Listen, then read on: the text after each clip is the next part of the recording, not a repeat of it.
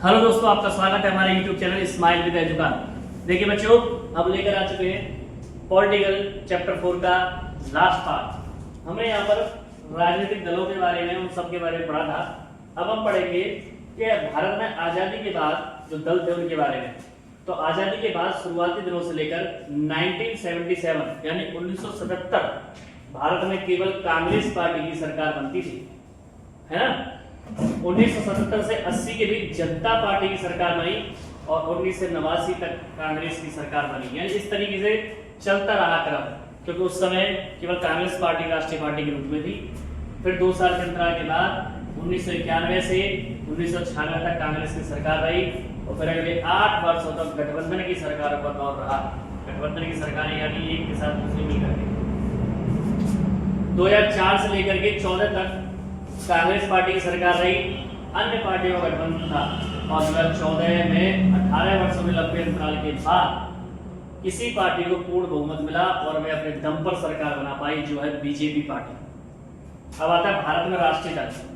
यह 2017 में देश में 7 दल राष्ट्रीय स्तर पर मान्यता प्राप्त थे। नवीनतम नई जानकारी के अनुसार 2019 में देश में 7 दल राष्ट्रीय स्तर पर मान्यता प्राप्त थे। यानी कहने का मतलब यह है कि 7 दलों को राष्ट्रीय मान्यता प्राप्त है हमारे भारत में। अब सबसे पहले तो पढ़ते हैं हम भारतीय राष्ट्रीय कांग्रेस के बारे में। इसे कांग्रेस पार्टी के नाम से भी जाना जाता है। यह बहुत पुरानी पार्टी है, जिसकी स्थापना 1885 में हुई। भारत की आजादी में इस पार्टी की मुख्य भूमिका रही है और भारत की आजादी के बाद कई दशकों तक कांग्रेस पार्टी ने भारतीय राजनीति में प्रमुख भूमिका निभाई है। आजादी के बाद 70 वर्षों में 50 से अधिक वर्षों तक इसी पार्टी की सरकार रही थी। बेटा इसलिए रही थी 50 वर्षों से ज्यादा, क्योंकि यही एकमात्र पार्टी थी, तब तक अन्य पार्टियां नहीं उभर पाई थी। दूसरी पार्टी है भारतीय जनता पार्टी, बीजेपी। इस पार्टी की स्थापना 1980 में हुई थी। इस पार्टी को भारतीय जन संघ के पुनर्जन्म के रूप में माना जा सकता है। यह पार्टी पहली बार 1998 में सत्ता में आई और 2004 तक शासन किया। उसके बाद यानी बीच के 10 सालों तक ये बिल्कुल गायब हो गई।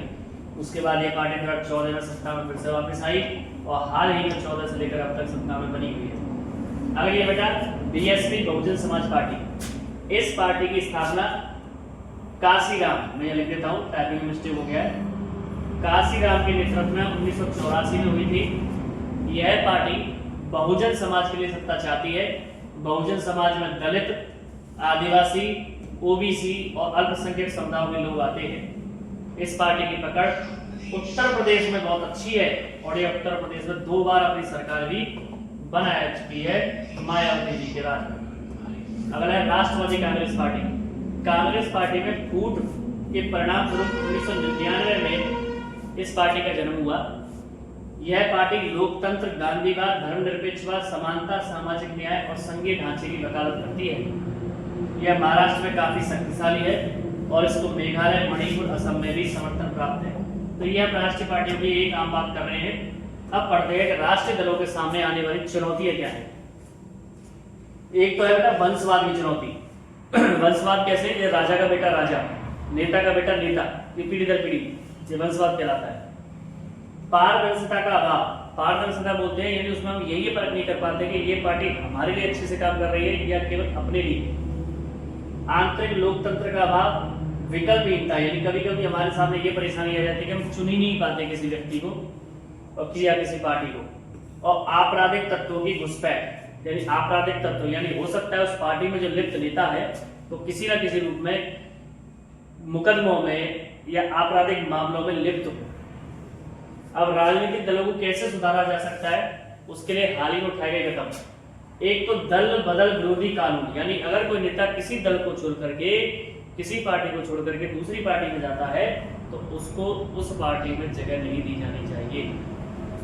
शपथ पत्र के माध्यम से अपनी संपत्ति तथा अपने खिलाफ चल रहे आपराधिक मामलों की जानकारी अनिवार्य, यानी उसे एफिडेविट देना होगा जिस पर लिख करके अपनी संपत्ति का पूरा ब्यौरा, और ये उसे स्वीकार करना होगा कि मेरे ऊपर आज तक कोई भी आपराधिक मामला नहीं है। अगर ऐसा होता है या ऐसी जानकारी पाई जाती है तो उसे कानूनी कार्रवाई के तहत दंडित किया जाएगा। आयकर रिटर्न भरना जरूरी है, यानी ये नहीं है कि नेता है तो रिटर्न ही नहीं भरेगा।